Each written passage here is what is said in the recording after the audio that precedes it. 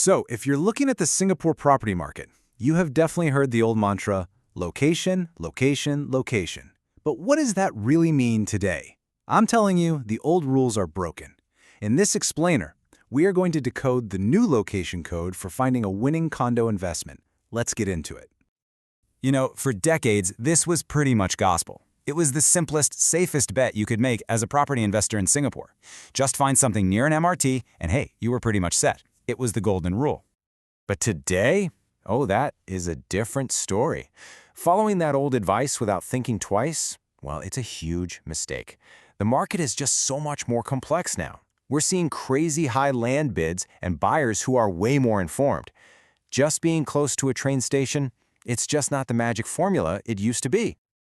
So while that super simple rule is broken, don't get me wrong. Location is still, without a doubt, the single most powerful thing driving your investment success. I mean, think about it. The unit, the layout, even the developer's brand, all those things can get old. But a great location, that's timeless. A really great location delivers three absolutely crucial things. First up, price resilience. When the market takes a dip, these are the properties that bounce back faster. Second, liquidity. It's just plain easier to sell when you've got a huge pool of interested buyers. And finally, rental demand. And that means steadier occupancy and a more predictable income stream for you. It's all about having options when it's time to exit. So how do we actually find these amazing locations? Well, it starts by looking past those big, simple labels you see on the map. We have to zoom in, and I mean really zoom in.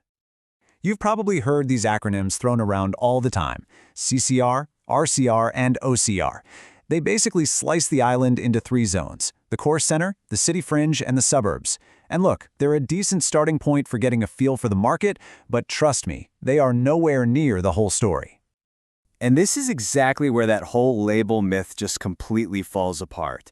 A really well-located RCR project, one on the city fringe, but right near an MRT interchange with tons of amenities, that will easily outperform a so-called prime CCR project that's kind of stuck in a corner far from daily conveniences. The micro-location wins against the macro label every single time.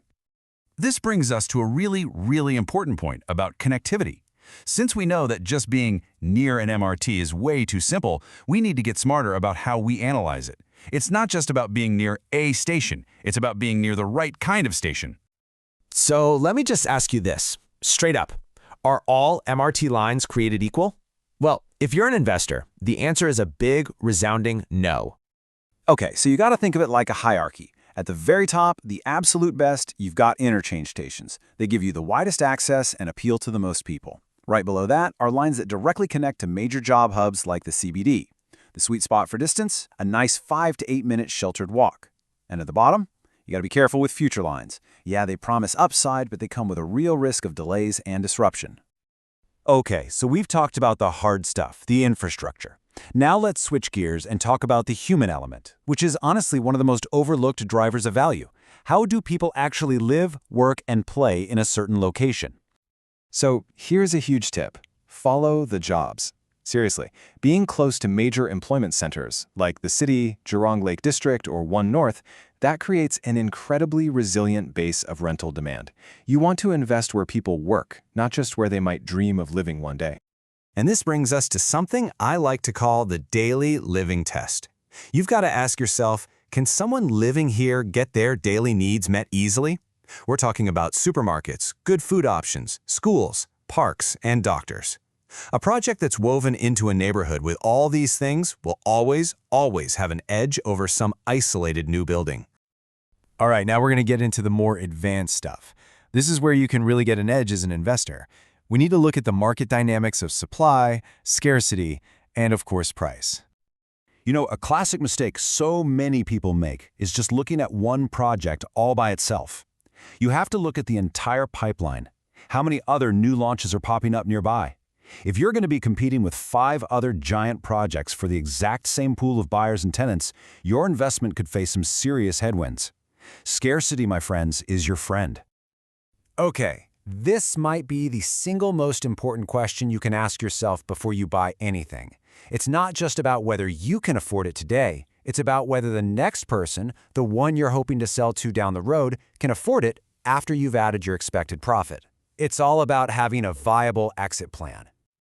A really great way to get a feel for this is to do a quick price gap analysis. Just look at the price of the new launch you're thinking about, and then compare it to similar, older resale condos right next door. If you see a massive gap between the two, that could be a huge red flag that the entry price is just too hot, leaving you very little room to grow. So let's pull all of this together. We've gone from busting the old MRT myth all the way to analyzing connectivity, jobs, lifestyle, and supply. What's the one big idea I want you to walk away with? Here's the key takeaway. Choosing a location isn't about ticking off boxes on some simple checklist. It is your entire investment strategy. It demands a deep, multi-layered understanding of how people actually live, how the city is changing, and where that sustainable demand is really going to come from. And as we look to the future, the very definition of a winning location is changing. It's becoming less about having some prestigious address and much more about a smart balance. It's a place that blends living, working, and playing together, that balances great connectivity with affordability, and that actually genuinely shortens people's commute times. Which really just leaves us with this final thought to chew on. Using this new framework, what do you think will define a winning property location in the next decade? The answer isn't a single spot on a map. It's a strategy. And now, you're equipped to build it.